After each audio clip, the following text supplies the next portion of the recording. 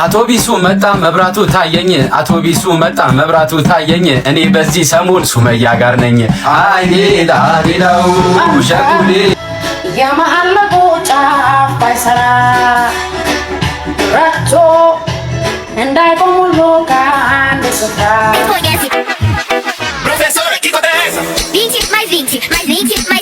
Aí é muito fácil, professor é 6 mais 20 mais 7 Aí é muito fácil ሰላም እንዴት አላችሁ የድርሻ ቲዩብ ተከታታዮች እኔ ድርሻ ነኝ ምን ፍለጋ መጣሽ ዛሬም እንደተለመደው የእናንተን ጊዜ መጥናሉ ያልኳቸውን ሶሻል ሚዲያ ላይ ትሬንድ የነበሩ ቪዲዮዎችን ይዤላችሁ መጥቻለሁ ላይክ ሼር እና ሰብስክራይብ እያደረጋችሁ አብራችሁን ቆዩ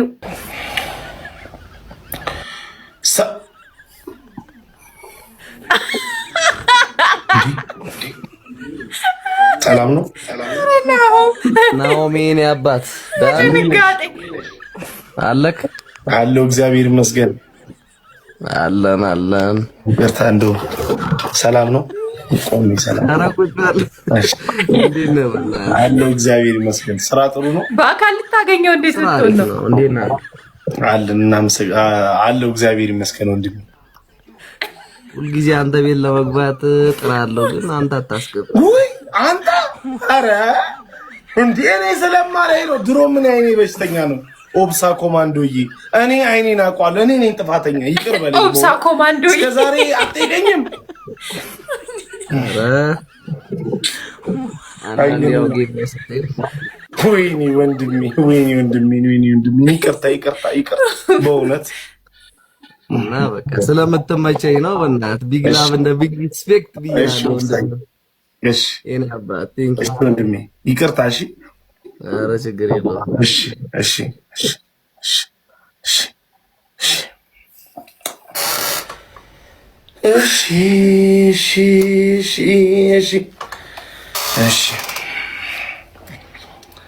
ጥሩ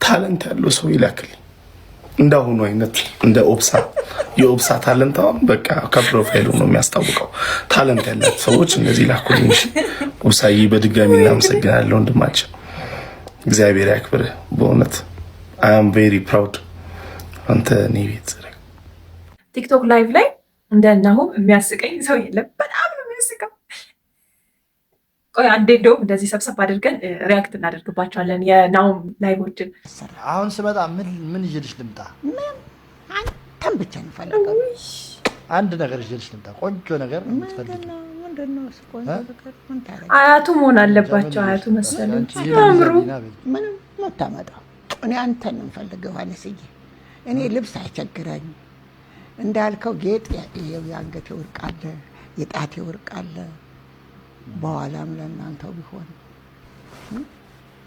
እና ለእኔ ምን ታደርግ ልብስ እንደው ያው አለ እዛ ሳጥን ውስጥ ልብስ አለ ግን በደንብ ምንም በእውነቴ ነው ቸኮሌትስ ከረሜላ ይዤልሽ ልምጣ ቸኮሌት እና ከረሜላ ይዤልሽ እመጣለሁ ከረሜላ ይዘህ በዛ አድርጌ አመጣለሁ በአሁኑ በዛ አድርጌ በመዳበሪያ አድርጌ አመጣለሁ አነሰ መሰለኝ እሱን ቅሜ ደግሞ ስኳራቸው ልታበዛው ነው እንዴ አንተ ጣፋጭ ነሽ እሱም ጣፋጭ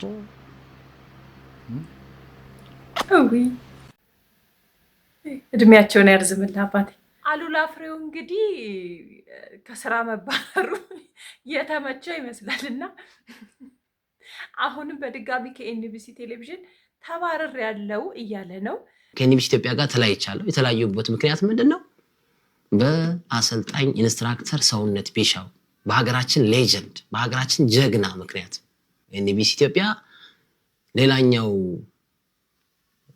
እህት ኩባንያ ብየዋለሁ የትርታ ኤፍኤም ያው አንዳንዴ የማናጀሮች ኮኔክሽን ሲናገር ወደ ኋላ አይልም ይታወቃል ንግግር እንደሚያደርጉ ይታወቃል ሚዲያ ላይ ያለ ሰው አይመስልም ይሄ ልጅ ፌደሬሽን ይናገራል ጽንፈኛ ነው ኃይለኛ አትቅጠረውና ሊሉ ይችላል አሉላ በጣም አነጋጋሪ ጋዜጠኛ ነው እንደዚህ አይነት አነጋጋሪ ጋዜጠኛ አይቼ አላውቅም ኤንቢሲ ከገባ ይመስለኛል 2 ወር ራሱ የሞላው አይመስለኝም ድጋሚ ተባረር ያለው ብሏል ከዛ በኋላ ደግሞ ሲናገር ማለት ነው ግልጽ ነው በቃ የተሰማውን ነው የሚናገረው ሚዲያ ላይ ያለ ሰው አይመስልም ሲናገር ማለት ትንሽ ቆጠብ ይላል ሚዲያ ላይ ያለ ሰው እና አሁንም ተባረር ያለው ከኤንቢሲ በእኔ ጥፋት አይደለም የተባረርኩት በእነሱ ጥፋት ነው እያለ ነው። እንደውም ሰምቻለሁ አሁን ጣቢያው ላይ ስራ እድገት ሊሰጥ ነው ተብሏል እና ሰውየው በቅርቡ አለቃው ከአንድ ቤት ወደ ሌላኛው ሙቭ ሲያደርግ ጋዜጠኞች የጣቢያው ሰራተኞች አግዘውታል እና እንትኑ ተባለ ይሄ ድልደላው ማን በደንብ ሶፋውን ተሸከመ፣ ማን ብርጭቆን አጠበ፣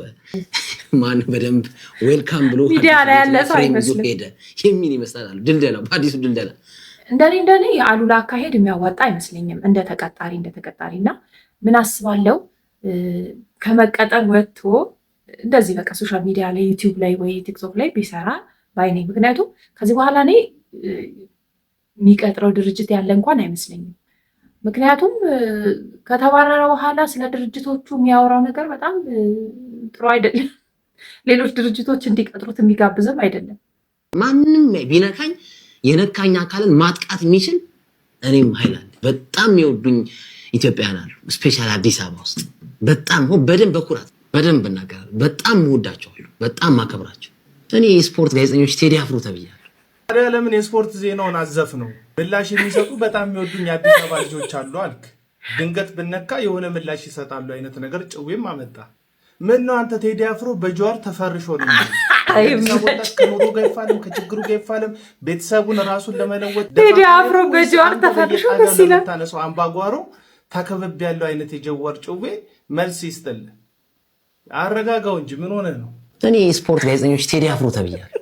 ሌሎችም አሉ ስለማላጎበድድ የስፖርት ጋዜጠኞች ወይ ሰውነት የስፖርት ጋዜጠኞች ቴዲ አፍሮ ነው ኤንቢሲ ላይ እንዳይተላለፍ የተባለው ኋላ የቴዲ አፍሮ ምስል ኖሮት ይሆን አላውቅም።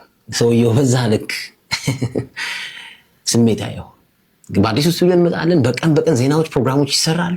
በራሳችን ስቱዲዮ ሰዎችን እንቀጥራለን። የተገፉ ጋዜጠኞችን እናመጣለን። እኔም በዚህ ሀሳብ ውስጥ እስማማለሁ። ምክንያቱም ከዚህ በኋላ አሉላን የሚቀጥር ድርጅት አለ ብዬ አላስብም። ምክንያቱም አነጋገሩ ከፕሮፌሽናሊዝም በጣም የወጣና የራቀ ይመስለኛል። እንደኔ እናንተ ምን ታስባላችሁ? እንግዲህ በፊንቴክ ኢንቨስትመንት ጉዳይ ዙሪያ ተጠርጥረው በፍርድ ቤት ጉዳያቸውን እየተከታተሉ የሚገኙት አርቲስቶች አሁንም ጉዳያቸው በፍርድ ቤት እየታየ ይገኛል። አርቲስት ሰለሞን ቦጋለ ከበድ ያለ የጤና እክል እንደገጠመው ዛበሻ ዘግቧል። አርቲስቱ በጠና ታሟል። በእስር ላይ የሚገኘው ሰለሞን ቦጋለ በወንድም ካሊድና በይገረም ደጀኔ ላይ ተጥሎ የነበረው የቤተሰብ ጥየቃ እገዳ ተነስቷል። ከእስር ቤት ያለው መረጃ አቀርብላችኋለሁ። በህገወጥ የፊንቴክ ኢንቨስትመንት ማጭበርበር ወንጀል ተጠርጥረው በእስር ላይ ከሚገኙት ታዋቂ አርቲስቶች መካከል አርቲስት ሰለሞን ቦጋለ በከፍተኛ ህመም ምክንያት የሕክምና ክትትል እያደረገ መሆኑን ሰምተናል። አርቲስቱ ቀደም ሲል በነበረበት የስኳርና የደም ግፊት ህመም አሁን ላይ ጸንቶበት ለመቆጣጠር በመቸገሩ ምክንያት አብዛኛውን የእስር ጊዜውን በፖሊስ ሆስፒታል ሕክምናው በመከታተል እያሳለፈ እንደሚገኝ ታውቋል። በሌላ በኩል ከዚሁም የፊንቴክ ኢንቨስትመንት ጋር በተያያዘ የመኪና ስጦታ ተቀብለው የነበሩት አርቲስት ይገረም ደጀኔና ካሊድ ናስር ላይ ተጥሎ የነበረው የቤተሰብ ጥየቃ እገዳ ዛሬ መነሳቱን ሰምቻለሁ። አርቲስቶቹ የተበረከተላቸው መኪና በወንጀል የተገኘ ሀብት በመሆኑ ለፖሊስ እንዲመልሱ ቢታዘዙም በተሰጠው ጊዜ ባለመመለሳቸው ምክንያት ቤተሰቦቻቸው በእስር ቤት እንደጠየቋቸው ተከልክለው እንደነበር ተገልጿል። ይህንን የእገዳ ውሳኔ ተከትለው ትላንት በነበረው የአርቲስቶቹ የፍርድ ቤት ቀጠሮ ላይ ካሊድ ናስር ቤተሰቦቻቸው እየጎበኟቸው እንዳልሆነና በማረሚያ ቤት የሚቀርብላቸው ምግብ ለመመገብ ችግሩ መሆኑን ለፍርድ ቤቱ በቅሬታ መልክ አቤት ብሎ ነበረ። ሁለቱ ግለሰቦች ያቀረቡትን ይህንን አቤቱታ ተከትሎም ዛሬ ላይ የይገረም ደጀኔና የካሊድ ናስር ቤተሰቦች ወደ ማረፊያ ቤት በመሄድ እስረኞቹን እንዲጠይቁ መፈቀዳቸውን ከምንጮች አረጋግጠናል። ይመስለኛል እኔ ሆን ብለው ህዝቡን ለማሳሳት ያደረጉት ነገር አይመስለኝም። እንደኔ ማለት ነው። ያው የማስታወቂያ ባለሙያዎች ናቸው፣ አርቲስቶች ናቸው፣ ማስታወቂያ ሰርተዋል። ከዛ በኋላ የተታለሉ ይመስለኛል። እንደኔ አብዛኞቻችን ስለ ካሉ ቡቲክ የሰማን ይመስለኛል። አሁን ላይ በጣም ቲክቶክ ላይ እና ኢንስታግራም ላይ ትሬንድ እያደረገ የመጣ ልጅ ነው። በጣም የታወቁ የሆሊውድ አክተሮችና አክትረሶች ሳይቀሩ ኢንስታግራሙ ላይ ቲክቶክ ላይ እና የተለያዩ ፕላትፎርሞች ላይ ዴም ያደርጉለታል፣ ኮሜንት ይጽፉለታል፣ ስቶሪያቸው ላይ ሼር ያደርጉታል ምናምን እና በደንብ ትሬንድ እያደረገ ያለ ልጅ ነው። እንዲሁም አቅሙን በደንብ እያሳየ ይገኛል በፋሽን ኢንዱስትሪ። አሁን ላይ ደግሞ ከኢንስታግራም የአብረን እንስራ ጥያቄ እንደቀረበለት እየሰማን እንገኛለን። በዚህ ሰዓት ሰበር የተባለ መረጃ ተሰምቷል። ኢትዮጵያዊው ካሉ ፑቲክም ከኢንስታግራም አብረን እንስራ የሚል ጥያቄ በይፋ ቀርቦለታል። ከሰሞኑ እጅግ አነጋጋሪና ሴንሴሽን የሆነው ካሉ ፑቲክም እንደምትመለከቱት ከኢንስታግራም ይፋዊ ጥያቄ የቀረበለት ሲሆን በዚህም ታዲያ ዲኤምን ቼክ አድርግም አብረን እንሰራለን የሚል ጥያቄ ቀርቦለታል። ካሉ ፑቲክ ጋር ሄዶ ኮሜንት ያደረገው ይህ ይፋዊ የኢንስታግራም አካውንት እንደምትመለከቱት 700 ሚሊዮን ተከታይ ያለው ሲሆን ይሄም ታዲያ ለዚህ ኢትዮጵያዊ ታዳጊ ትልቅ የተባለ እድል ነው። እንኳን ደስ ያለ በሉት። ካሉ ፑቲክ የተለያዩ እድሎች እየመጡለት ይገኛሉ እና ደግሞ ኢንተርናሽናል የመሆን እድሉ በጣም ሰፊ ሆኗል አሁን ላይ ማለት ነው። እና ዛሬ አንድ የተሰማ ነገር አለ በሱ ኢንስታግራም ገጽ ዙሪያ ማለት ነው። በተደጋጋሚ ዲኤሞች ሲደረጉለት እንደማይመልስ ጭምጭምታ እየሰማን ነበረ። ምክንያቱ ምናልባት ይሄ ሊሆን ይችላል ተብሎ ይገመታል። ካሉ ፑቲክን በሚመለከት እጅግ አሳዛኝ መረጃ ልነግራችሁ ነው። በኢትዮጵያ ታሪክ የመጀመሪያው 1 ሚሊዮን ፎሎወር የገባው የካሉ ፑቲክ የኢንስታግራም አካውንት የራሱ የካሉ አይደለም የሚሉ መረጃዎች እየወጡ ነው። ጉዳዩ ከሚገመተው በላይ እጅግ አሳዛኝ ነው። አብዱልፈታህ መሐመድ የተባለ ግለሰብ ካሉ በቲክቶክ የሚለቃቸውን ቪዲዮዎች ዳውንሎድ እያደረገ በካሉ ስም በከፈተው የኢንስታግራም ገጽ ላይ ሲለቅ ቆይቷል። አካውንቱ 1 ሚሊዮን ፎሎወር ሲገባለት ግለሰቡ ማንነቱን በይፋ ፌስቡክ ላይ ገልጾ ከፈለክ እሸጥልሃለሁ እያለ ቃሉን በግልጽ እየተገዳደረው ይገኛል። ታዋቂ ሰዎችና ሴሌብሪቲዎች ለካሉ ፑቲክ መልእክት ቢልኩለትም እስካሁን ምንም ምላሽ አለመስጠቱና ካሉ ፑቲክ ለመልእክቶቹ ምላሽ እየሰጠ አይደለም የሚለው መረጃ መሰማቱ ደግሞ ጉዳዩን ወደ እውነታው ያስጠገዋል። በተቃራኒው ደግሞ ካሉ የመጀመሪያዎቹን የቲክቶክ ቪዲዮዎች በሚለቅ ሰዓት አንድ አስተያየት ሰጪ ኢንስታግራም ላይ ፖስት አድርግ ሲለው አድርጌያለሁ በማለት ምላሽ መስጠቱ ላለመሰረቁ ትንሽ ተስፋን ይሰጣል። ሆኖም ግን አብዱልፈታህ እንደሚለው ከሆነ ይህ በሀገር ተሰጥኦ ላይ የተፈጸመ ትልቅ ክህደት ነው። ይህ ቪዲዮ ካሉ ፑቲክ ጋር እንዲደርስ ሼር አድርጉት። መንግስትም በዚህ ጉዳይ ላይ ጣልቃ እንዲገባ ሁላችሁም ድምጻችሁን እንድታሰሙ እጠይቃችኋለሁ። ይሄ ነገር እውነት ከሆነ ካሉ ፑቲክስ እንግዲህ ትክክለኛ የራሱ የሆነ የኢንስታግራም አካውንት ከፍቶ ፎሎ ቢደረግ ባይነኝ እኔ እንደ አዲስ ቢጀምር ማለት ነው። ከዛ በኋላ ግን እንደዚህ የሰውን ክሬዲት ወስዶ በግልጽ በአደባባይ ሰርቅ ያለውና ምናምን ብሎ ፖስት ማድረግ በጣም አሳፋሪ ነገር ይመስለኛል እኔ ሳስበው። እርግጥ ፌክ መሆኑ ከታወቀበት አንፎሎ የሚደረግ ይመስለኛል እንደኔ እና ከቲክቶክ ይልቅ ደግሞ እንደዚህ ፋሽን ነክ ነገሮች በጣም ትሬንድ የሚደረገውና ብዙ ሰው ሊያየው የሚችለው ይመስለኛል ኢንስታግራም ላይ ነውና ካሉ ፑቲክስ ይሄንን አውቆ አዲስ አካውንት ከፍቶ ፎሎ ብናደርግ ጥሩ ነው እላለሁ። እንግዲህ የመቄዶንያን ጉዳይ በሰፊው ባለፈው ስንነጋገርበት የቆየነው ጉዳይ ነው። አሁንም እንደገና መነጋገሪያ ሆኖ ብቅ ብሏል። በጣም የሚያስቅ ነገር ነው የምነግራችሁ። ኃይሌ ገብረስላሴ ደብረ ብርሃን ላይ ላስመረቀው ሪዞርት 1.9 ቢሊዮን ብር የፈጀው አጠቃላይ ነው የምላችሁ፣ ከነ አልጋው ከነ ማብራቱ ሆቴል ሙሉ ሆቴሉ አዲስ አበባ ላይ ላሰራው ኃይሌ ሆቴል 800 ሚሊዮን ብር በላይ ነው ያለው። የኛው ቢኒያም መቄዶንያ ደግሞ ለፖፖና ለሊፍት ማስገጠሚያ 2 ቢሊዮን ብር አወጣው እያለ ነው። 2 ቢሊዮን ብር አወጣው እያለ ነው የምላችሁ። 2 ቢሊዮን ብር ማለት ሂሳብ ለማታውቁ ሰዎች አይም ሶሪ፣ ግን ለምታውቁ ሰዎች ይገባቸዋል።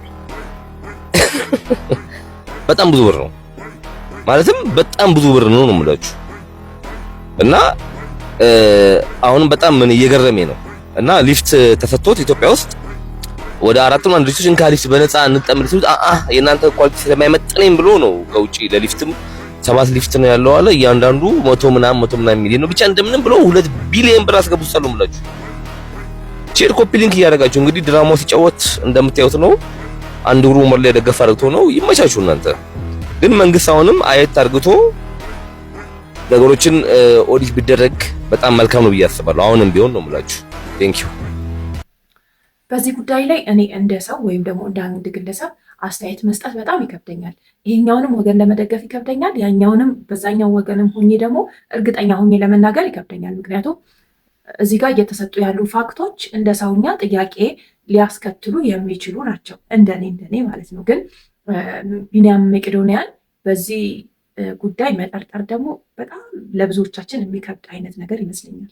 እንደተባለው ግን መንግስት ጣልቃ ገብቶበት ኦዲት ሊደረግና ህዝቡም ያለውን ቅራኔ የሚቀርፍ ነገር ቢደረግ ባይነኝ ይላለሁ። ምክንያቱም አሁን ላይ ህዝቡ እነዚህ ጥያቄዎች መቅረብ ከጀመሩ በኋላ መቄዶንያን የሚያይበት አይን የተቀየረ ይመስለኛል።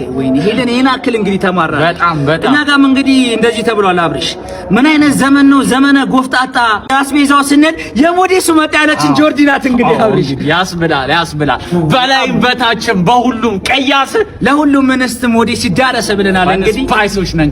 ቀልድ ውስጥ ቀልድ ነው፣ ግን ያው እዚህ ቀልድ ውስጥ በጣም ብዙ ቁም ነገሮች አሉ። አሁንም የሞዴስ ዋጋ መወደዱን አንረሳንም። ሞዴስ በጣም እየተወደደና ከብዙ ሴቶች አቅም በላይ እየሆነ ይገኛል። ሶሻል ሚዲያ ላይም እንግዲህ ተጽዕኖ ለመፍጠር እየተሞከረ ይገኛል፣ በቀልድም በቁም ነገርም እየተደረገ። እስቲ የሚመጣውን ነገር አብረን የምናየው ይሆናል። የሞዴስ ዋጋ መጨመሩን ስትሰማ ማለት እንደተመቸው ነገር ባለሱቅ አቤት ሰውዬ ጆሮ አይሰማም እንዴ? ምንድነው እንደዚህ? አቤት አልኩ እኮ ምን ፈልጋለህ? እንካ ሞዴስና ሁለት ጁስ ስጠኝ ቶሎ በል። ምንድነው? ብር ነው። ሁለት ጁስና አንድ ሞዴስ ስጠኝ እኮ። ብር ጨመራ ታዲያ 100 ብር ጨምር። እዚህ ላይ ብር ያስጨምራል። ለምን? ሞዴስ ተወዷላ። ለምንድን ነው የተወደደው? ሰውዬ የምገዛ እናንተ ነጋዴዎች ስትባሉ ደግሞ በቃ ሴት ልጅ የላችሁም፣ እናት የላችሁም፣ አክስት የላችሁም እንዴ? ነገሮች ሁሉ ላይ አስፈላጊውን ነገሮች ላይ እንደዚህ ዋጋ መናር ምንድን ነው? ሰውዬ ትገዛለህ? አገዛም ከየት አምጥቼ ልግዛ? አሁን በእናንተ ዋጋ መናር ምክንያት እህቴ ላይ አልድረስላት እንዴ? ታማለች እያልኩ ነው። ሞዴሱን ስጠኝና ልሂድ። እማገዛ ከሆነ ሂድ ከዚህ። እንዴት ነው የምታስቡት? ቆይ እናንተ ነዳጅ እንዴት ተወደደ እንዴ?